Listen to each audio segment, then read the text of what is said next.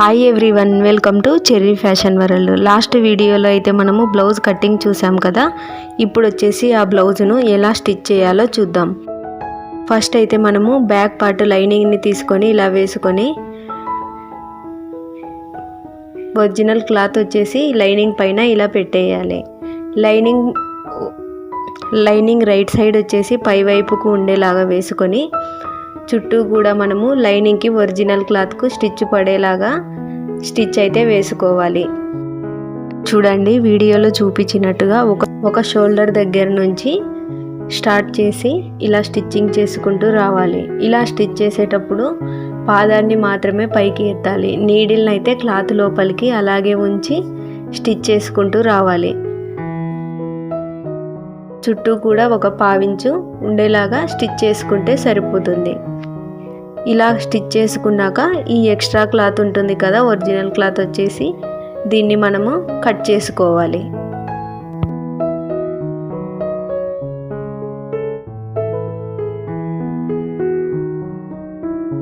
చూడండి, ఇలా కార్నర్స్ దగ్గర స్టిచ్ చేసేటప్పుడు నీడిల్ని లోపలికి ఉంచి పాదాన్ని మాత్రమే పైకి ఎత్తి క్లాత్ని జరుపుకుంటూ స్టిచ్ చేసుకుంటూ రావాలి. ఇలా స్టిచ్ చేసేటప్పుడు లైనింగ్ని ఒరిజినల్ క్లాత్ని సమానంగా ఉండేలాగా సర్దుకుంటూ ఎక్కడా కూడా ముడతలు లేకుండా అనేది మనము క్లాత్ని సర్దుకుంటూ స్టిచ్చింగ్ అయితే చేసుకోవాలి. ఇప్పుడు వచ్చేసి ఈ చుట్టూ ఉంది కదా, ఈ ఎక్స్ట్రా క్లాత్ని అయితే కట్ చేయాలి. ఆ తర్వాత ఫ్రంట్ పార్ట్ని ఎలా స్టిచ్ చేయాలో చూద్దాం.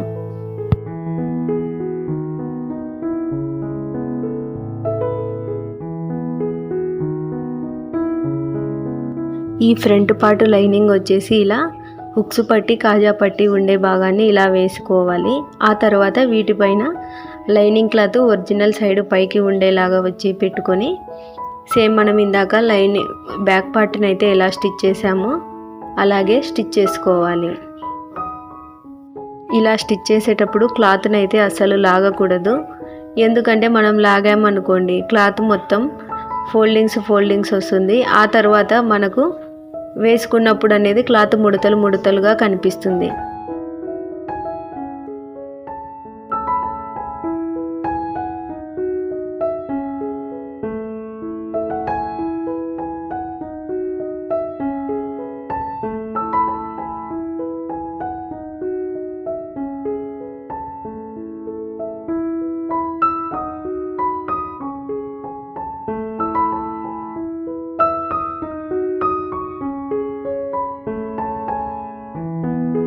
ఈ బ్లౌజ్ ఫ్రంట్ వచ్చేసి ప్రిన్సెస్ కట్ కటింగ్ కాబట్టి వీటిని రెండు ఇలా వేసేసుకొని వీటి మీద లైనింగ్ని పెట్టేసి స్టిచ్ చేసుకోవాలి.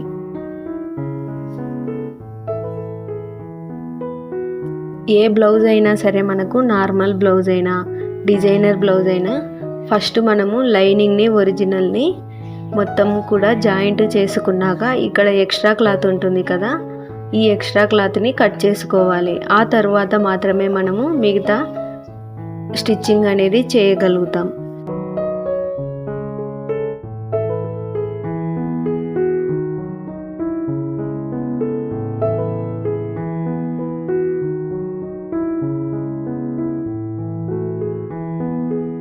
నేనైతే హ్యాండ్స్ కటింగ్ అండ్ జాయింట్ చేసేది చూపించలేదు కదా, వీడియో లెంత్ ఎక్కువ అవుతుందని ఈ హ్యాండ్స్ని అయితే నేను ఆల్రెడీ జాయింట్ చేసి పెట్టుకున్నాను లైనింగ్ని ఒరిజినల్ని.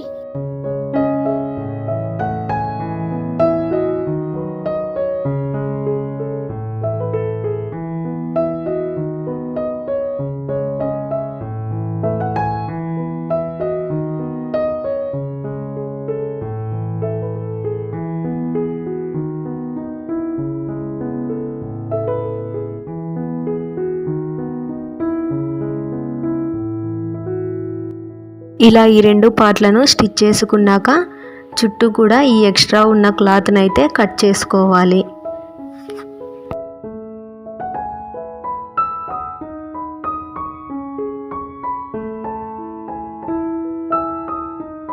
ఇప్పుడు బ్యాక్ పార్ట్లో మనము నడుము పట్టీని ఎలా స్టిచ్ చేయాలో చూద్దాం. నడుము పట్టీని స్టిచ్ చేసే ముందు మనకు బ్యాక్ పార్ట్లో టక్స్లు వస్తాయి కదా, ఈ టక్స్లను స్టిచ్ చేయాలి. ఇలా స్టిచ్ చేసేటప్పుడు మనము కింది వైపున 1 ఇంచుకు మార్కింగ్ చేసాం కదా, ఫోల్డింగ్ మీద 1/2 ఇంచు వచ్చేలాగా పెట్టుకొని పైన 4 ఇంచులకు మార్కింగ్ చేసాం కదా, అక్కడికి ఇలా క్రాస్గా వచ్చేయాలి.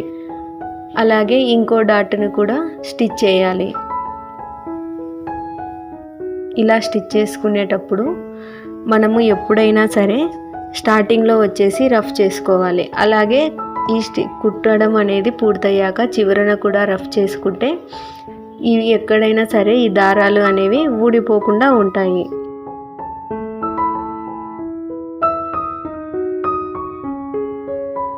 బ్యాక్ పార్ట్లో నడుము పట్టీని స్టిచ్ చేయడానికి ఇలా ఒక క్లాత్ అయితే తీసుకున్నాను నేను, స్ట్రైట్గా ఉండే క్లాత్. ఇది వచ్చేసి మనకు 2 ఇంచుల వెడల్పు ఉండేలాగా తీసుకున్నాను. దీన్ని ఫోల్డింగ్ చేసేసి మనకు ఏంటంటే బ్యాక్ పార్ట్ రైట్ సైడ్ పైన ఇలా పెట్టేసి ఒక 1/2 ఇంచు లేదంటే మనము ఎంతైతే పెట్టుకున్నామో 1/2 ఇంచు పెట్టాము కదా, ఆ 1/2 ఇంచు ఖర్చు ఉండేలాగా దీన్ని స్టిచ్ చేసుకోవాలి. ఇక్కడ బ్యాక్ పార్ట్ టక్స్లు ఉన్నాయి కదా, అక్కడ వచ్చేసి మనము ఇలా చిన్నగా ఒక ఫోల్డింగ్ అయితే పెట్టుకొని స్టిచ్ చేసుకోవాలి. ఇలా స్టిచ్ చేసుకున్నాక ఇప్పుడు మనం జాయింట్ చేసిన క్లాత్ను అయితే తిప్పేసి ఈ జాయింట్ చేసిన క్లాత్ మీద స్టిచ్ పడేలాగా అయితే వేసుకోవాలి. మనకు స్టిచ్ అనేది జాయింట్ చేసిన క్లాత్ మీద మాత్రమే పడాలి, బ్యాక్ పార్ట్ మీద పడకుండా స్టిచ్ అయితే వేసుకోవాలి.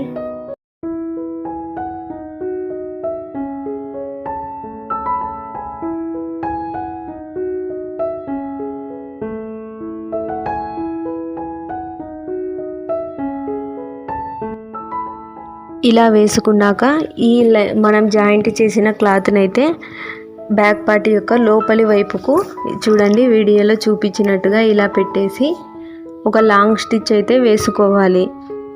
లేదు మనకి హెమ్మింగ్ వద్దు అనుకుంటే మటుకు ఈ చివరన లైనింగ్ చివరన స్టిచ్ వేసుకుంటే సరిపోతుంది. బ్యాక్ పార్ట్కి అయితే అలా స్టిచ్ వేసే కన్నా హెమ్మింగ్ చేసుకుంటే చాలా బాగుంటుంది నీట్గా.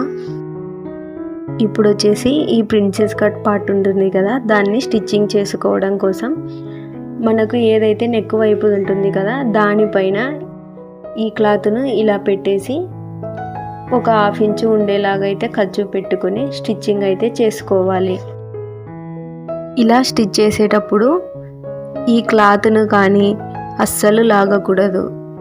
ఇలా లాగామనుకోండి ఈ క్లాత్ అనేది సాగిపోతుంది కదా, ఎక్కువలు తక్కువలు వచ్చేస్తుంది. కాబట్టి క్లాత్ని అస్సలు లాగకుండా కొంచెం కొంచెంగా ఇలా స్టిచ్చింగ్ చేసుకుంటూ వెళ్ళాలి. ఇలా స్టిచ్ చేసేటప్పుడు మనము చెస్ట్ పాయింట్ దగ్గర ఈ 2 క్లాతులకు వచ్చేసి మనము ఖర్చు పెట్టుకున్నాం కదా, ఆ 2 ఒకదాని మీద ఒకటి వచ్చేలాగా స్టిచ్ అయితే చేసుకోవాలి. ఇప్పుడు ఈ స్టిచ్చింగ్ వెంట ఇంకొక స్టిచ్ను వేసుకుంటే సరిపోతుంది. ఇలాగే ఇంకొక ప్రిన్సెస్ కట్ పార్ట్ను కూడా స్టిచ్చింగ్ చేసుకోవాలి.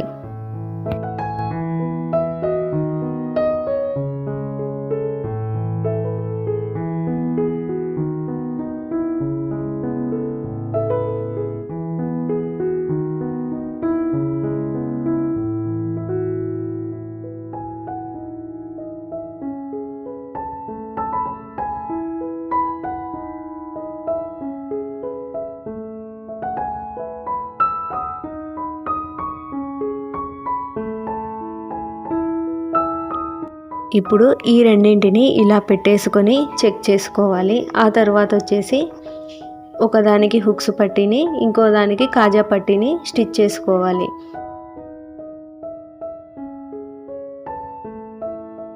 నేను బ్లౌజ్ యొక్క రైట్ సైడ్ పార్ట్ ఉంటుంది కదా, దానికి వచ్చేసి హుక్స్ పట్టీని స్టిచ్ చేసుకుంటున్నాను. దీనికోసం 3 ఇంచుల వెడల్పు ఉండేలాగా క్లాత్ని అయితే తీసుకుని దాన్ని ఇలా ఫోల్డింగ్ చేసేసి క్లాత్ యొక్క రైట్ సైడ్నే పెట్టేసి ఒక 1/2 ఇంచు ఖర్చు ఉండేలాగా స్టిచ్ చేసుకున్నాను. ఆ తర్వాత స్టిచ్ చేసుకోవాలి. ఇలా స్టిచ్ చేసుకున్నాక మనం జాయింట్ చేసుకున్న క్లాత్ను ఇలా తిప్పేసి ఈ క్లాత్ మీద స్టిచ్ పడేలాగా అయితే ఒక స్టిచ్ అయితే వేసుకోవాలి. ఆ తర్వాత ఇక్కడ ఎక్స్ట్రా ఉన్న క్లాత్ని కట్ చేసి ఇప్పుడు మనము క్లాత్ని రాంగ్ సైడు ఇలా పైకి ఉండేలాగా పెట్టేసి మనము ఏ క్లాత్ అయితే జాయింట్ చేసుకున్నామో ఆ క్లాత్ మొత్తాన్ని ఇలా ఫోల్డింగ్ చేసేసి లోపలి వైపుకు పెట్టేసి ఈ క్లాత్ యొక్క చివరన అంటే మనకు ఈ జాయింట్ చేసిన క్లాత్కు లోపలి వైపుకు పెట్టాం కదా, ఆ చివరన ఒక స్టిచ్ అయితే వేసుకోవాలి. కాజా పట్టీని స్టిచ్ చేయడానికి ఇంకా మిగిలిన క్లాత్ ఉంటుంది కదా, బ్లౌజ్ యొక్క లెఫ్ట్ సైడ్ పార్ట్ అన్నమాట, దానికి ఇలా ఒక 2 ఇంచుల వెడల్పు ఉండేలాగా క్లాత్ని అయితే తీసుకొని మన ఫ్రంట్ పార్ట్ యొక్క రాంగ్ సైడ్ పైకి పెట్టేసి రాంగ్ సైడ్ పైన ఈ క్లాత్ని పెట్టి స్టిచ్చింగ్ అయితే చేసుకోవాలి. ఒక 1/2 ఇంచు ఖర్చు ఉండేలాగా స్టిచ్ వేసుకొని ఈ క్లాత్ను జాయింట్ చేసుకున్నాక ఈ బ్లౌజ్ యొక్క ఫ్రంట్ పార్ట్ వచ్చేసి పైకి ఉండేలాగా తిప్పేసుకోవాలి. ఇప్పుడు మనం జాయింట్ చేసిన క్లాత్ ఉంటుంది కదా, దాన్ని ఇలా ఫోల్డింగ్ చేసుకొని మరలా దాన్ని మనము ఎక్కడైతే స్టిచ్ వేసామో జాయింట్ చేసిన పీస్ని ఆ పీస్ పైన దీన్ని ఇలా పెట్టేసి ఒక స్టిచ్ అయితే వేసుకోవాలి.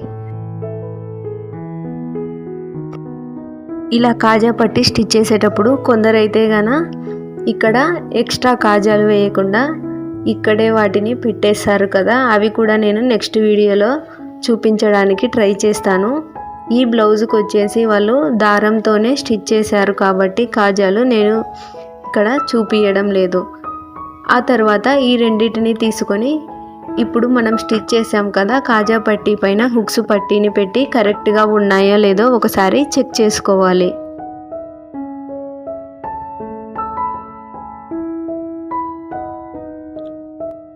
ఇప్పుడు బ్లౌజ్కి షోల్డర్ జాయింట్స్ అయితే చేసుకోవాలి. ఈ షోల్డర్ జాయింట్ చేసేటప్పుడు క్లిప్ అయితే మిస్ అయింది. నెక్స్ట్ వీడియోలో చూపించడానికి నేను ట్రై చేస్తాను షోల్డర్ జాయింట్ ఎలా చేయాలో అనేది. ఆ తర్వాత వచ్చేసి మనము హ్యాండ్స్ని స్టిచ్ చేస్తాం కదా, హ్యాండ్స్ని స్టిచ్ చేసే ముందు మనము బ్లౌజ్ యొక్క ఒకవైపు ఉన్న ఫ్రంట్ పార్ట్ని బ్యాక్ పార్ట్ని ఇలా వేసుకొని ఇక్కడ వచ్చేసి ఇవి కరెక్ట్గా ఉన్నాయో లేదో ఒకసారి చెక్ చేసుకోవాలి. ఎందుకు అంటే మనము హ్యాండ్స్ స్టిచ్ చేశాక చంక దగ్గర వచ్చేసి ప్లస్ సింబల్ వస్తుంది కదా, అది కొందరు రావడం లేదు అని అంటున్నారు కదా, అలా రావాలి అంటే ఫస్టే మనము ఇలా చెక్ చేసుకోవాలి. ఒక 1/2 ఇంచు అలా ఎక్స్ట్రా ఉంటే కట్ చేసుకున్నా సరిపోతుంది. లేదు అంటే స్టిచ్చింగ్ చేసేటప్పుడు అక్కడ కొంచెం లోపలికి స్టిచ్ వేస్తే సరిపోతుంది. హ్యాండ్స్ను స్టిచ్ చేయడానికి మనము ఒకవైపు ఫ్రంట్ బ్యాక్ పార్ట్ ఉన్న షోల్డర్ డాట్ ఉంటుంది కదా, ఆ షోల్డర్ని ఇలా వేసేసుకొని రాంగ్ సైడు లోపలికి ఉండాలి, రైట్ సైడ్ ఇలా పైకి ఉండేలాగైతే క్లాత్ను వేసుకోవాలి. ఇప్పుడు ఈ హ్యాండ్ను తీసుకొని చెక్ చేసుకోవాలి. ఎందుకు అంటే మనకి ఫ్రంట్ పార్ట్కి లోతు తీస్తాం కదా, అది అనేది మనకు బ్లౌజ్ యొక్క ఫ్రంట్ వైపున రావాలి. ఇలా చెక్ చేసుకున్న తర్వాత మాత్రమే ఈ షోల్డర్ దగ్గర నుంచి ఈ క్లాత్ను ఇలా పెట్టి స్టిచ్చింగ్ చేసుకుంటూ రావాలి. ఒకవైపు నుంచి స్టిచ్ చేయడం అనేది ఎప్పుడు కానీ చేయకూడదు. ఎందుకు అంటే ఎక్కువలు తక్కువలు వచ్చినాయనుకోండి, షోల్డర్ దగ్గర అనేది మనకి హ్యాండ్ అనేది సరిగా ఫిట్ అవ్వదు. కాబట్టి మనము షోల్డర్ దగ్గర నుంచి మాత్రమే హ్యాండ్ని స్టిచ్ చేసుకోవాలి. ఇలా స్టిచ్ చేసుకున్నాక ఇప్పుడు ఈ చివరను ఇలా తిప్పేసి మళ్ళీ స్టిచ్ చేసుకుంటూ వెళ్ళాలి. ఇలా స్టిచ్ చేసేటప్పుడు మనము హ్యాండ్ ఉంటుంది కదా, దాన్ని అస్సలు లాగకూడదు. లాగకుండా కొంచెం కొంచెంగా ఇలా స్టిచ్ చేసుకోవాలి. ఆ తర్వాత ఈ స్టిచ్ వెంట ఇంకొక స్టిచ్ను వేసుకుంటే సరిపోతుంది.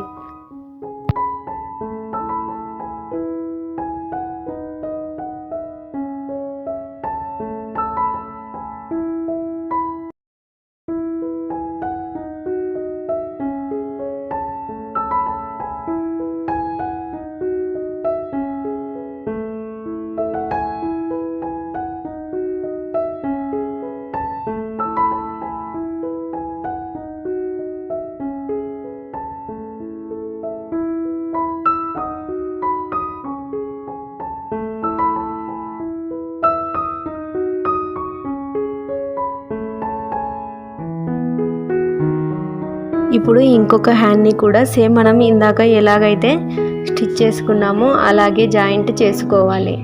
ఎప్పుడైనా సరే హ్యాండ్ని షోల్డర్ జాయింట్ ఉంటుంది కదా, అక్కడి నుంచి మాత్రమే జాయింట్ చేసుకోవాలి.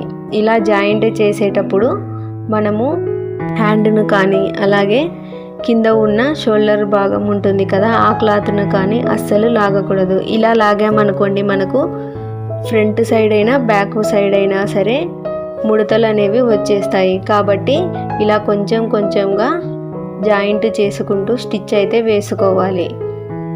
ఆ తర్వాత వచ్చేసి దీనికి ఇంకా ఒక స్టిచ్ని వేసుకోవాలి.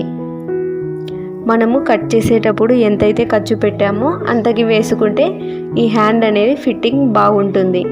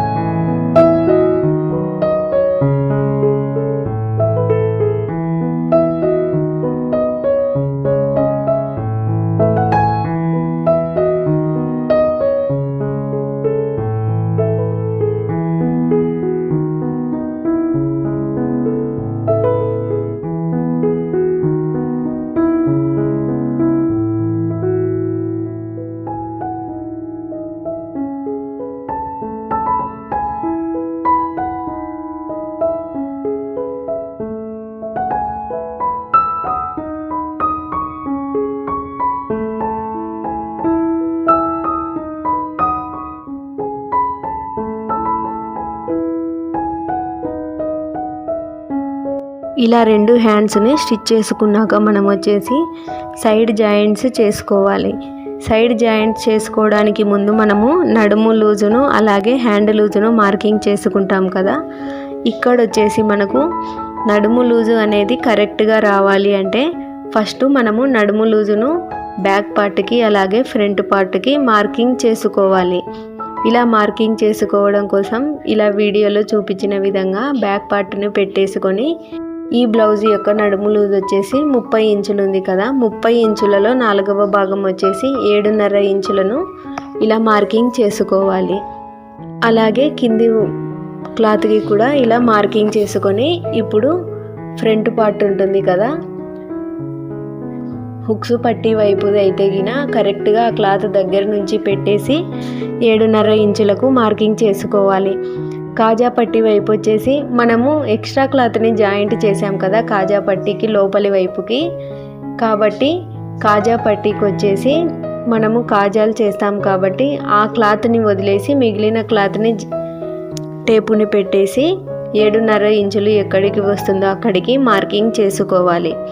ఇలా మార్కింగ్ చేసుకున్న తర్వాత ఒకవైపు ఫ్రంట్ బ్యాక్ను కలిపేసి ఇలా నడుము దగ్గర అయితే మనం మార్కింగ్ చేసాం కదా, ఆ 2 మార్కింగ్లను పెట్టేసి ఇలా చిన్నగా రఫ్ చేసుకోవాలి. అలాగే ఇంకో వైపు కూడా సేమ్ ఇదే విధంగా రఫ్ చేసుకోవాలి. ఇలా రఫ్ చేసుకున్నాక మనము నడుము లూజును మార్కింగ్ చేసాం కదా, ఈ నడుము లూజు వచ్చేసి 30 ఇంచులు వచ్చిందో లేదో ఇలా ఒకవైపు కాజా పట్టీ దగ్గర నుంచి మెజరింగ్ చేసుకోవాలి. కాజా పట్టీని వదిలేసి మాత్రమే మనము చెక్ చేసుకోవాలి. ఎందుకు అంటే కాజా పట్టీ పైన హుక్స్ పట్టి వస్తుంది కదా, అందుకోసం మనము కాజా పట్టీని వదిలేసి దాని పక్క నుంచి మాత్రమే మనము టేప్తో మెజర్మెంట్ చేసుకోవాలి. నాకైతే ఇది కరెక్ట్గా 30 ఇంచులు వచ్చింది. ఇప్పుడు హ్యాండ్ లూజును మార్కింగ్ చేసుకోవాలి.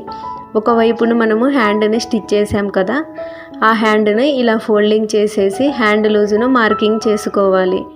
ఈ మార్కింగ్ చేసిన దగ్గర ఇలా రఫ్ చేసుకుంటూ ఆ తర్వాత చంక లూజును మార్కింగ్ చేయాలి.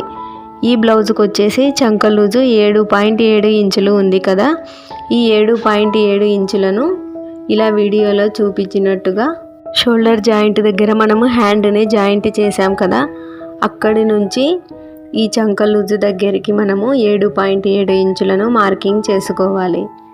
ఇప్పుడు ఈ మార్కింగ్స్ కలిసేలాగా మనమైతే స్టిచ్ వేసుకుంటూ వెళ్ళాలి కింద నడుము లూజు దగ్గరికి. ఆ తర్వాత ఈ మార్కింగ్ వెంట 2 లేదా 3 స్టిచ్లను వేసుకుంటే సరిపోతుంది.